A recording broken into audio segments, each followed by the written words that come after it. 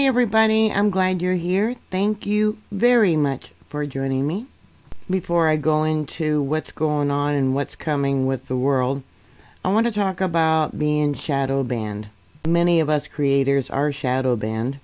Many creators have been shut down from YouTube or Facebook, different social media platforms. Yes, it is a fact that it is our constitutional right for freedom of speech. So the government itself cannot delete us, shadow ban us, go after us unless they have warrants and different legal things they have to jump through.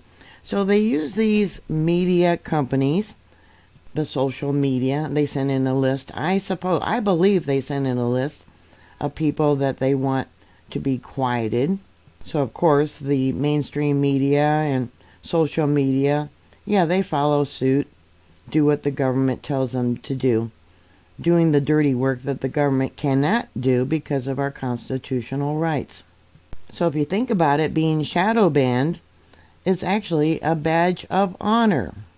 Every month I lose hundreds of followers that are no longer subscribed.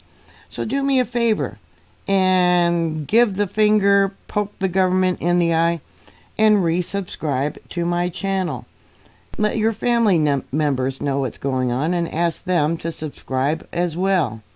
I really can't say why or how I ended up on the government watch list.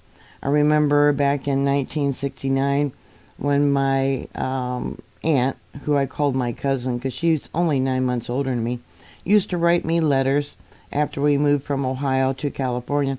All my mail from her was supposedly accidentally damaged in handling. It was opened, read, put in an official government envelope saying accidentally damaged in handling. That was during the Vietnam War. She would often put anti-war slogans on the outside of her envelope, and I would do the same when I wrote her back. So maybe it had something to do with the anti-war movement, I don't know. I did in fact go on the anti-war marches there in San Francisco, the 12-mile marches. Sign the petitions, send letters to my congressmen, my different representatives, etc. Hard to believe I've been on their watch list since the age of 15 or 16 years old, but evidently I have been.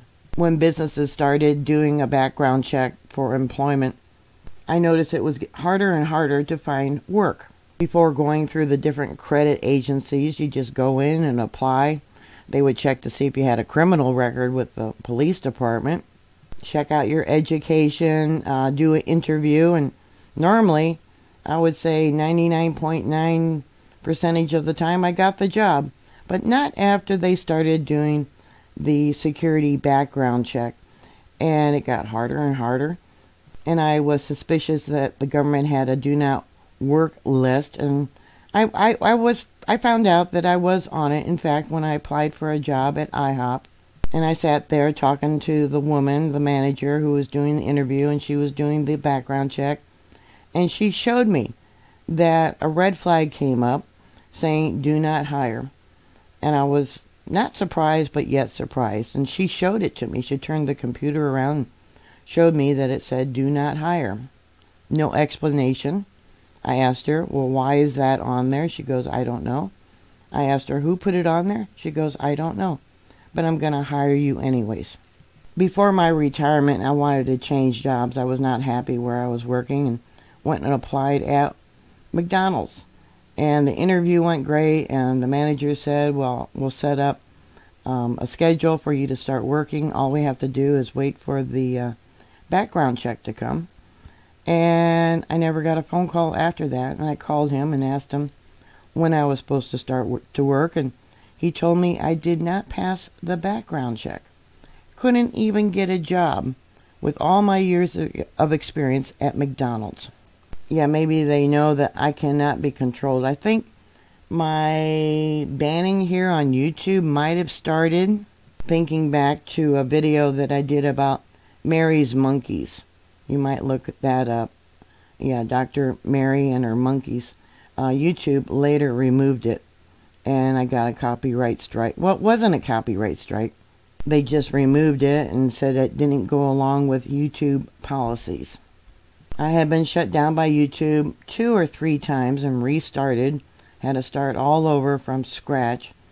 So what they're doing now, because I'm really careful on what I post, is removing subscribers, shadow banning, not sending out notices when I put up a video.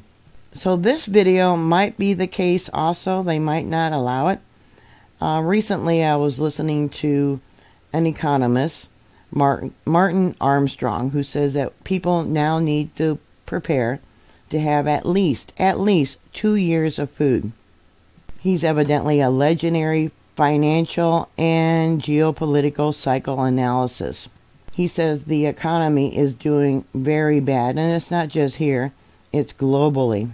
Consumer confidence in the economy is dropping dramatically. Not only do they don't believe anything mainstream media believes, they don't believe in the president or Congress. Evidently, Biden's approval rating is only about 7 to 8%, and that's the same for Congress. An approval rating of their job they're doing is only about 7 to 8%. Mr. Armstrong said that he believes that the U.S.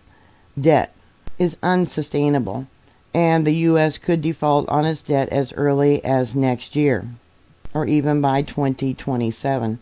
Then with the election coming up, they're really panicked, because with an approval rating of only 7 to 8%, they know that Trump will win unless they rig the election.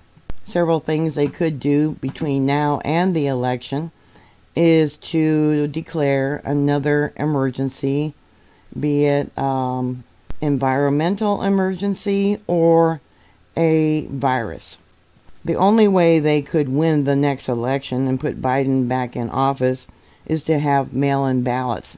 And the only way to do that is to have shutdown of everybody to remain at home, no travel. The other alternative is to start a war.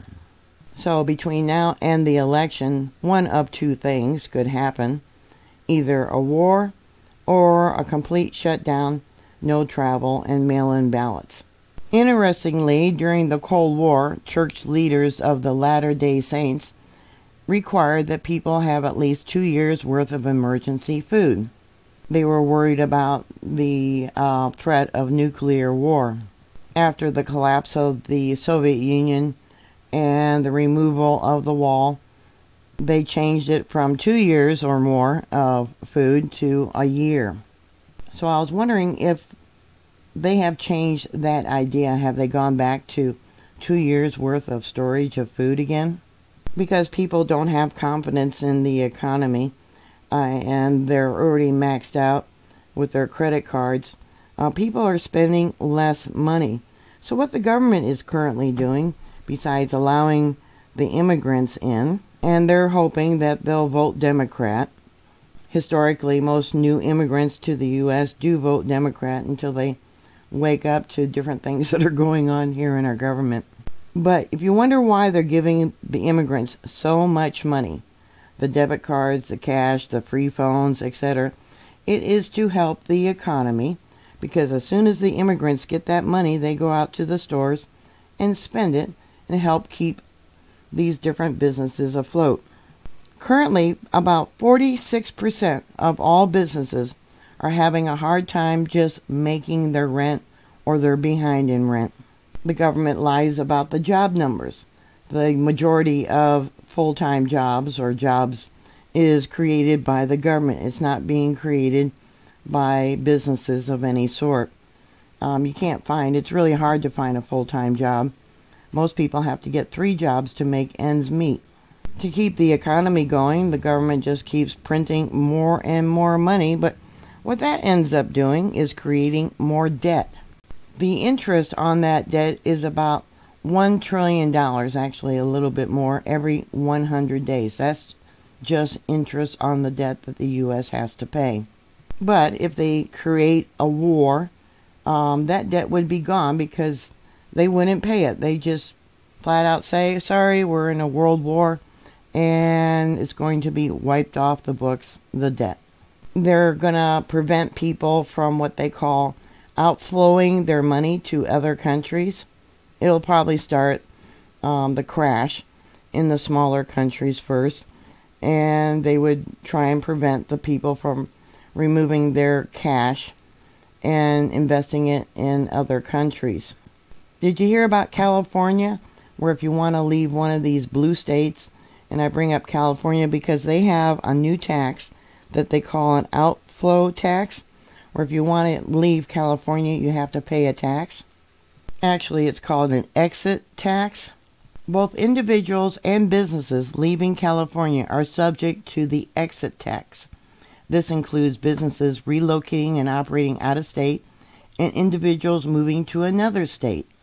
For now, they say it is currently factored to affect only high earners and businesses considering leaving the state. Its potential is to affect your finances for up to 10 years after relocating. And we all know we're poking the bear right now. War's coming. So those are two things that could happen in the near future. What are your thoughts? Put your comments down below. Please like, share, and subscribe, and I'll talk to you later. God bless you. Bye.